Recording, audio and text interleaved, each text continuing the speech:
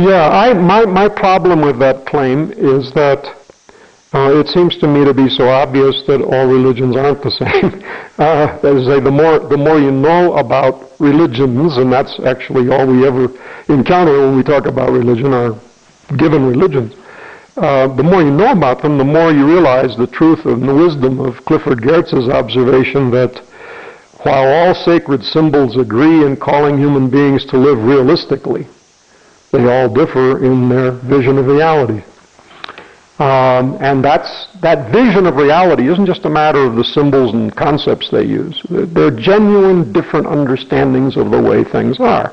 Now, my own experiences lead me to think that when you really get into any religious tradition that you're trying to understand and you're concerned to ask how that relates then to your own tradition or to any other that you could take as a base for comparison, it doesn't have to be yours. But if I ask, for example, as I've been led to do over a long period of time now, how my Christian understanding of reality relates to a Buddhist understanding, for example, I find that the more I press the question and the more I learn about what I need to know in order to answer the question, namely, the more I learn about Buddhism and the more I learn about Christianity, the more difficult it becomes to answer that question in a simple way. The differences, while I cannot deny them, become very subtle and hard to state. That is to say, a Buddhist non-theism, for example, is not just atheism. It's subtly related to the most subtle forms of Christian theism. Now, that doesn't mean they're the same, but it means that they are so moving in a certain direction together that to deny that they somewhere converge is more to say more than you have a right to say. It's a much more difficult thing, particularly when you compare the higher religions, the so-called great religions or world religions. I like to call them the axial religions because they are the religions that emerge from specific points in history with specific founders. And as Karl Jaspers pointed out a long time ago, those founders all lived within a certain period that he called the axial period. And I think in all of these religions, Christianity, Judaism, Islam, Hinduism, Buddhism, Confucianism, and we could add others.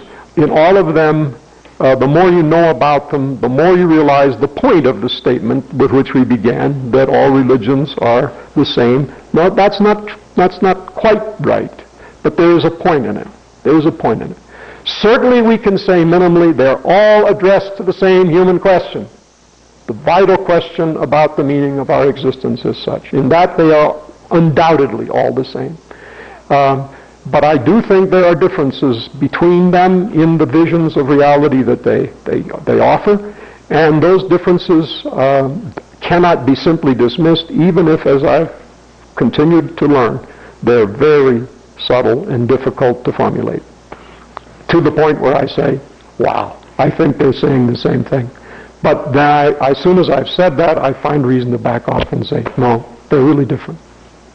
It's a subtle business, and certainly it does not in any way warrant the kinds of polemics that have characterized interreligious discussions in the past. All you can say, if you're really a serious and informed human being, is that, well, we certainly are dealing with the same question, and perhaps in the end, we may even be giving the same answer to that question. Though for the time, it looks like we may be giving different answers, and we'll have to be honest and allow those differences to be there if they're there, and keep talking. Yeah, there's deep wisdom in the old story of all the blind men and the elephant. I mean, depending on which part you're pulling on, why you can give a different answer to what is in fact the same question. Who is this elephant? But no, the other thing is, we have learned, I think, increasingly not to underemphasize the extent to which human beings qua human are alike. That is, there is one human race, and certainly any religious person who is informed by the traditions of one of the higher religions, I think of my own Christian tradition in this respect, has the best of reasons to deny that there's some fundamental cleft between some human beings and other human beings. I mean, it is fundamental to Christian teaching to say that all human beings are created by one and the same God, and they're all created in that God's image. And that's true of each and every one of them.